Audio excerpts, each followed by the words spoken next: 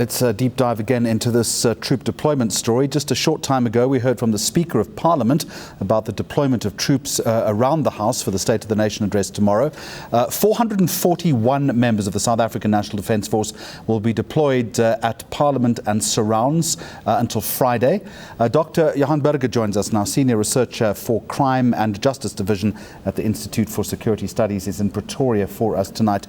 Dr. Burger, good evening to you and welcome. Some confusion tonight as far as this is concerned, and maybe give us your assessment. We've just spoken to a representative from a GCIS, the Government Communications Agency, saying the troops are there purely for ceremonial reasons. Earlier, we had the presidency saying that these were for purposes of law and order. We also then have the Speaker of the House saying they will be deployed, but not in the precinct, but she doesn't know where they're going to be deployed. What do you make of all of this? Good evening, Jeremy. I agree with you. I think this is absolutely confusing. We are receiving mixed messages. The initial message from the presidency was that these troops would be deployed in support of the police for purposes of providing law and order, which is already a very questionable announcement to make in the first place. And now the announcement that that is in fact not correct, that they will be deployed as they've always been in terms of a ceremonial presence and so on. So it's difficult to believe the corrections that are now being conveyed by the Speaker and other spokespeople for Parliament. One gains the impression here that they are now trying to do damage control. That in fact the initial intention was to create a sort of a forced presence and to intimidate through the deployment of large numbers of the military, to intimidate those that the President fears may again try and disrupt his speech in Parliament. While they then might not be deployed in the parliamentary precinct itself, they could very well be deployed outside Parliament and within the broader surrounds of the National Assembly. Is that in itself intimidating? Is that what you're suggesting? Yes, I think so. I think this is a show of force. Clearly this is the intention, and although they might come out with all kinds of assurances now, I think the damage is done. The message has gone through. There will be much larger numbers of the military present than any year before. And so if you read this together with the initial messages about the deployment, you can only come to one conclusion, that this is a show of force. The idea is to intimidate.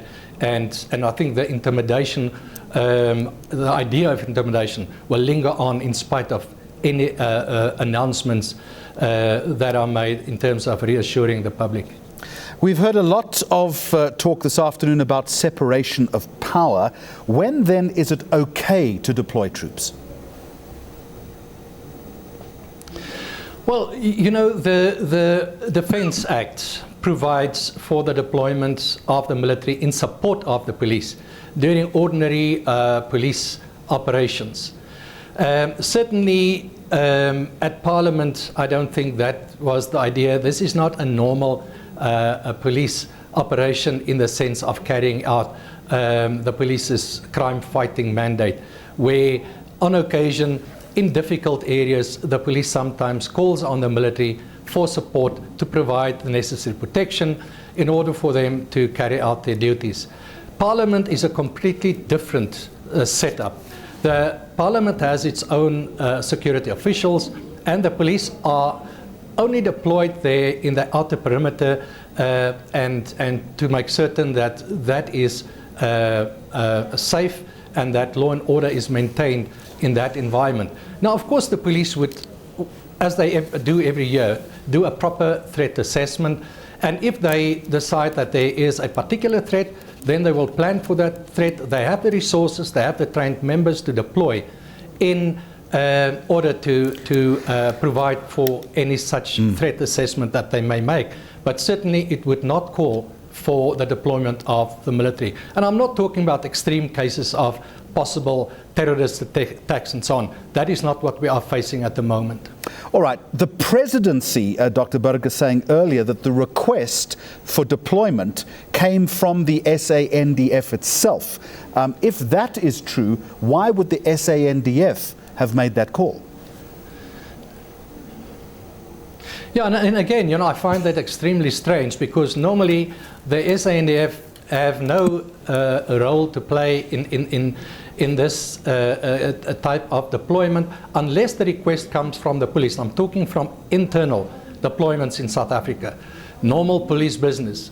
The call will come from the police for the military to be deployed in support of them in a particular area for a particular period. And there's a whole range of processes that the president must follow in order to deploy the military for that purpose. None of these processes were followed in this regard. So this is completely out of order. Just a final question then, Dr. Burger. You used the word intimidation, but in fairness to those organising and assessing the situation in Parliament tomorrow, could there, in your opinion, possibly be a heightened threat risk?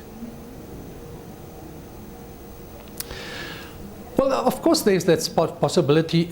Jeremy, we have no idea what the police threat assessment contains, what sort of threats they have identified, but one would expect, if particular threats are identified by the police that is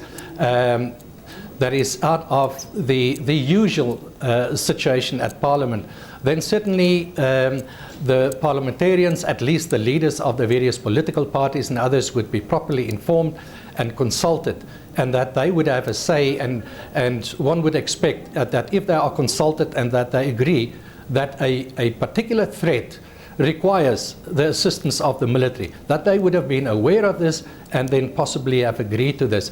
There's no indication that any of this has happened.